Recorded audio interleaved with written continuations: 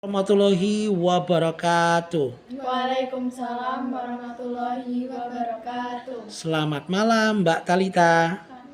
Selamat malam Mbak Natasya. Malam. Apa kabar semuanya? Baik. Oke.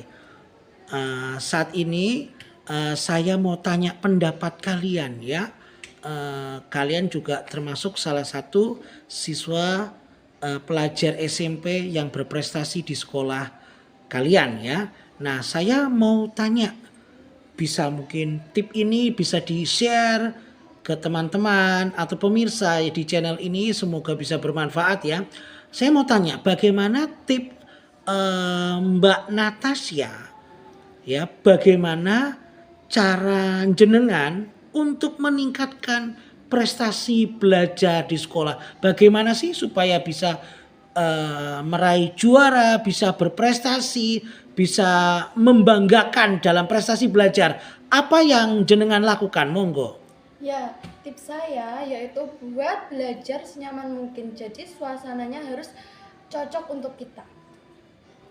Oke, apalagi?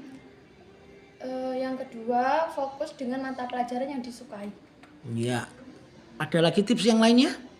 Cukup itu. Itu saja. Nah, sekarang kepada Mbak Talita. Ya, itu tadi tip dari Mbak Natasya.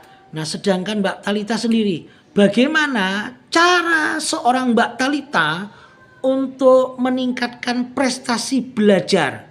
Bagaimana? Sebelum saya masuk ke tips saya akan menjelaskan lebih rinci terhadap sesuatu yang akan saya sampaikan pada saya. Di era yang serba menggunakan teknologi pada saat ini, membuat pendidikan juga ikut menggunakan teknologi.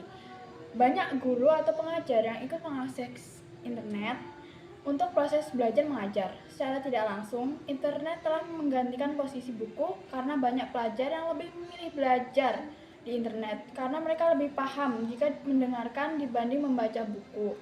Inilah yang membuat saya yakin bahwa salah satu upaya untuk meningkatkan prestasi belajar adalah dengan menciptakan komunitas belajar dari berbagai daerah. Karena dengan cara ini, wawasan kita akan semakin luas dan kita akan lebih semangat dalam belajar karena banyak yang memotivasi kita dan mendukung. Dan cara ini juga cukup ampuh menurut saya. Oke, saya mau tanya tips ya, kembali ya. Itu bagi siswa yang namanya mungkin bisa belajar dengan mandiri ya. Tapi bagaimana dengan siswa-siswa atau para pelajar yang maaf namanya mereka kurang mengerti, kurang jelas menangkap dengan pelajaran di sekolah. Kadang-kadang mata pelajaran tertentu itu menjadi momok. Mereka menjadi kurang bersemangat dalam belajar dan akhirnya mereka lebih senang bermain daripada belajar. Nah, bagaimana tips dari kalian untuk kepada teman-temanmu ketika mereka menghadapi situasi yang seperti kayak begini nih? Ya, dari Talita dulu.